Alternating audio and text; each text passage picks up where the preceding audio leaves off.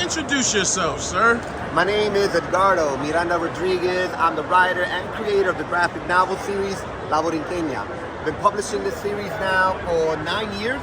It's an independent project that I've been producing out of my own studio, Somos Arte.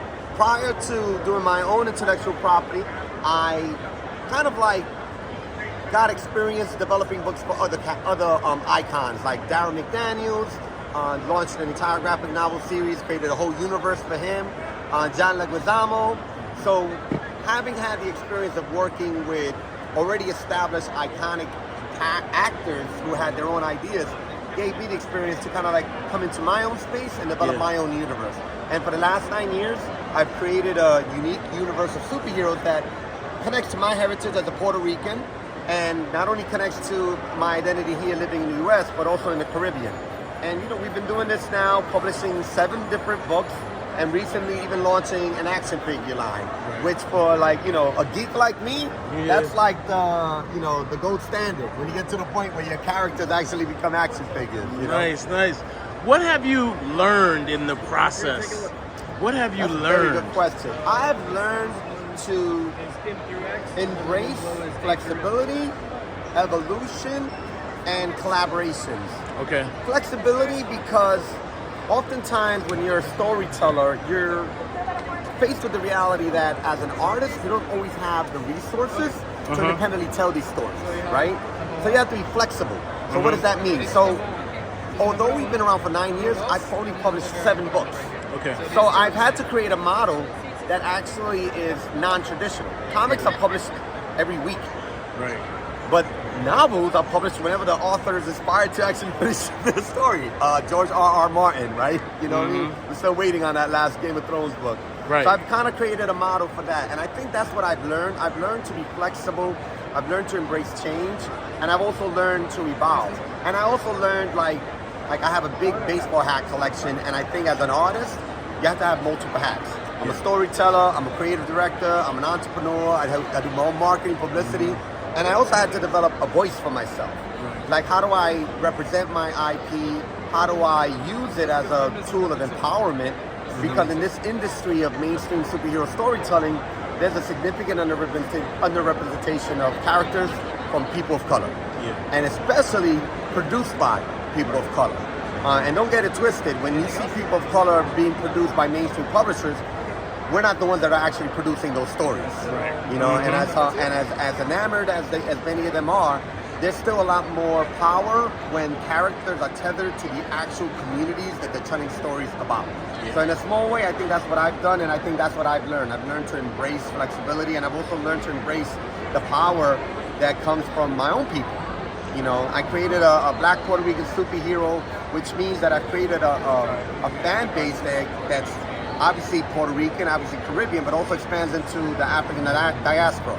So we get support from the Black community, from the Caribbean community, from the Latin community, which is oftentimes something that's empowering, because when you're an independent storyteller, you have to find a way to stay relevant, and you have to find a way to stay, you know, buzzword. And 9 years in, we're still doing it, and next year is our 10th anniversary. We're launching a new comic book because we've created an interconnected universe. This comic book is actually based on a giant robot that I actually envisioned many years ago, and this robot is actually part of a larger universe that we've been building out. It's called The Gigante, which means the giant, and I'm excited about that because we created our own expanded universe in comics. So I'm able to manage it, I'm able to direct it and produce it, and it's also something that I'm excited about because I involve my family. This is my son, who's actually handling sales while we're doing this interview right now. Hey, son. And he's going to be a senior this fall at Connecticut College. And it's something that I'm super proud of because he's my first creation. Hey. You know what I mean? And this is a family business. So I've learned a lot, and I also feel that I'm still learning, you know? I'm really proud of you, man. I just want to slow that in there real quick. You really did come it. On, I mean, it sounds corny, but it's real. Back, I know. Like stripes on Adidas. Yeah, there it is. and it's a beautiful thing to have this exchange between friends, because we both came into this culture as young brothers that love this culture, collecting the books, having our long boxes. But honestly, as professionals, trying to find a way to make ourselves relevant in this culture. You know what I mean? Because it's such a big scene that there's an opportunity for us to come in and tell our stories as well. So yeah, man. Speaking of Adidas, how was it working with the legend himself, DMC? That was incredibly fun because what a lot of people may not know about Daryl McDaniels is that there's a side of him that still embraces the beauty and innocence of youth. And when you're in a meeting with him brainstorming about these characters and these universes, you see this like 16-year-old version of Daryl. Right. And his eyes widen up, his smile brightens up, and you can see that he's really invested in these characters. And he didn't come into this project like a vanity project. He truly came in as someone who loved and was enamored by the whole comic book culture. So it was fun. It was also fun going on the road. That's how you and I became really good friends. Funny story, one time me and Chuck were given this SUV, and Chucky was like, I got this, and we get in, and it felt like we were in front of like the USS Enterprise, because the console was in front of us, and none of us had any idea how to start the car. And we were in LA, took it a couple of minutes, Chuck figured it out, we got us from point A to point B.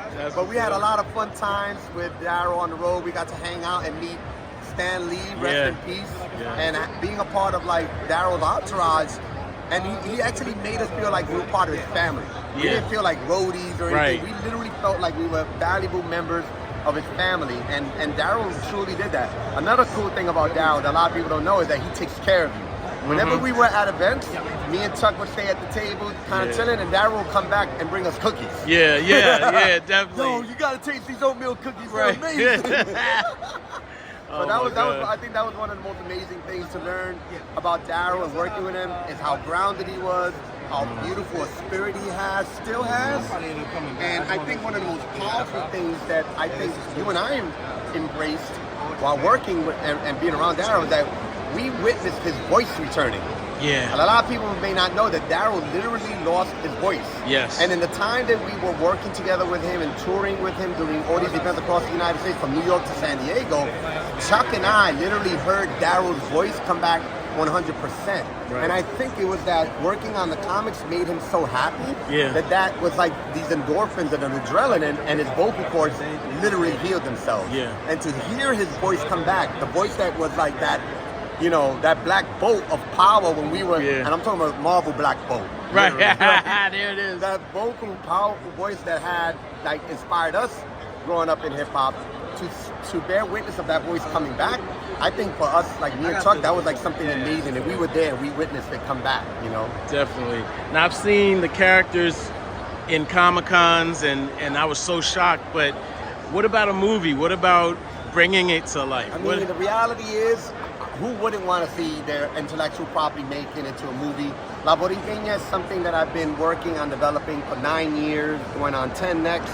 But the reality is, you know, studios are the ones that invest in these properties, and they invest hundreds of millions of dollars. And oftentimes, when they do that, they want to own the intellectual property. And many creators are oftentimes completely removed when that transaction happens. There have been many properties that have been developed that actually have no say from the creators. And I don't want to ever find myself in a position where I'm completely disconnected from this project. You know, I'm a dad, I have 2 sons, and La Borinqueña, she's like the daughter that I always wanted to have, right? And the last thing I'd want is to send her off and never see her ever again, and never have any kind of, like, you know, a say in terms of what would happen. I mean, the studio comes and says, oh, we're going to make La Borinqueña, and all of a sudden they decide to make her a white Puerto Rican. I'll be like, no, she's supposed to be an Afro-Latin. That's the last thing you're going to do. So for me, it's about really kind of like keeping her true to our heritage, to our culture, and also to the fans, you know, to really like do that fan service and stay loyal. And reality is, I wouldn't be here if it wasn't for the fans that have been supporting us all these years, you know. Can I sign up for you? Congratulations. I'm going to let you go and sign these autographs. What's your name, bro? Donovan. Yeah. Shout out to Donovan supporting, and 2 jokers